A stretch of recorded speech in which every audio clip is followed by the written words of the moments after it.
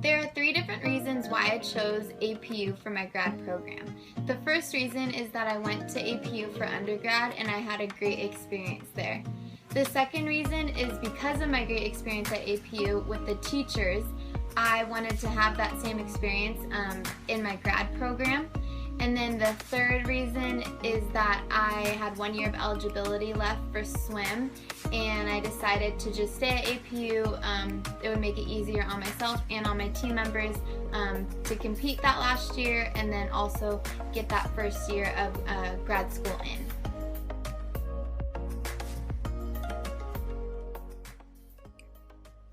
Next year, I will be teaching second grade for Etiwanda Unified School District. Etiwanda Unified provides Chromebooks for all students starting in second grade.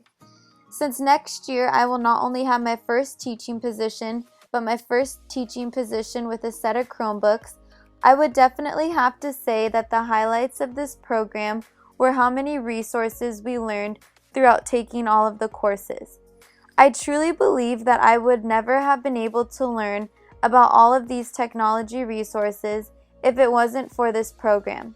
Some of the most important and yet fun resources that I was taught include Haiku Deck, Kahoot, Google Earth, Symbaloo, Quizlet, Weebly, Animoto, Keynote, Dropbox, and MoveNote. I now feel better prepared to teach my second grade students next year after completing this program because of all the resources we learned. Not only will I be able to be a better teacher for my students because of all of these resources, but my students will be more versatile learners.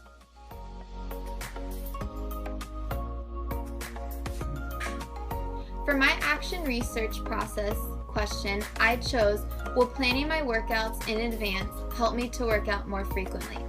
I decided to choose this question because I have been a swimmer my whole life, and so my workout times were planned when my practice times were, so I never really had to plan out my own workout times. And when I stopped swimming about a year ago, I found myself having trouble trying to find times to work out.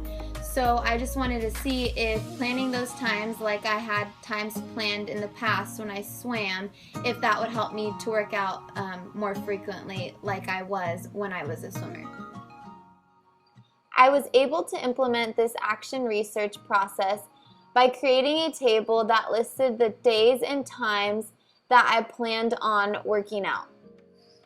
This is a picture from my results.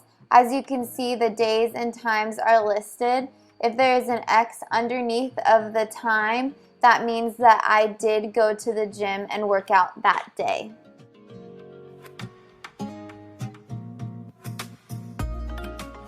I have completed it, I do not see any changes or adjustments that could be made to make it better.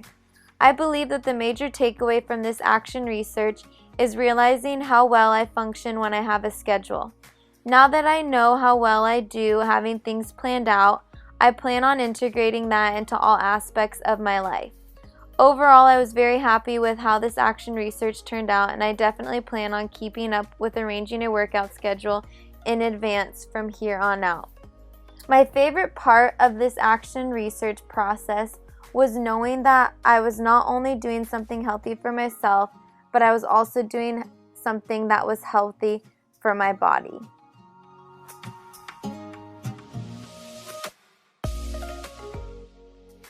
My unit plan is titled Habitat, That's Where Our Home Is At.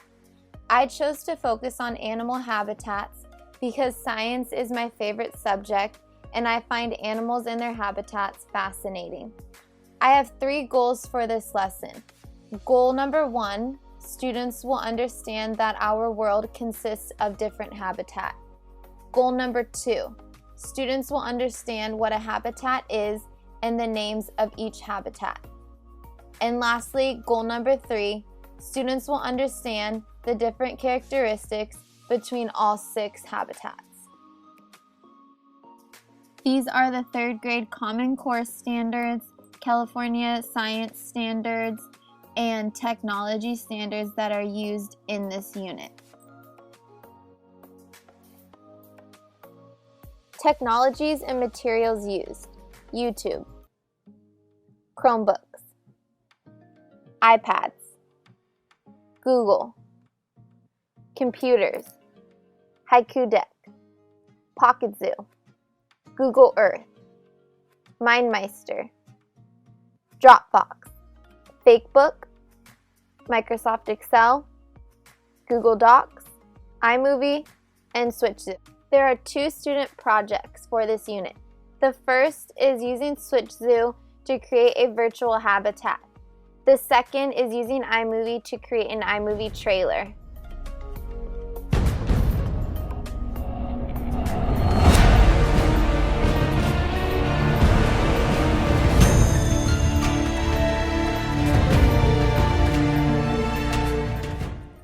There are several activities that are geared towards each type of learner. Interpersonal learners' needs will be met by relating to an animal and filling out a fake book. Visual learners' needs will be met by having definitions and pictures provided on Keynote. Musical learners' needs will be met by using YouTube to remember a jingle about habitats. Logical learners' needs will be met by using Microsoft Excel to figure out habitat responsibilities. Naturalistic learners' needs will be met by using Google Earth to explore the different habitats. Kinesthetic learners' needs will be met by using Pocket Zoo to explore the animals in a zoo. Interpersonal learners' needs will be met by working as a team to research information. And lastly, verbal learners' needs will be met by using Dropbox to interview a classmate.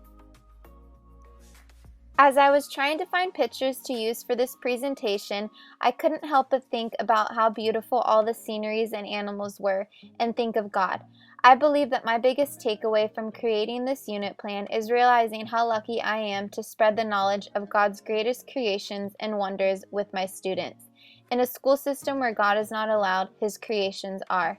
Genesis 1:24-25. And God said, "Let the land produce living creatures according to their kinds, the livestock, the creatures that move along the ground, and the wild animals, each according to its kind." And it was so. God made the wild animals according to their kinds, the livestock according to their kinds, and all the creatures that move along the ground according to their kinds. And God saw it was good.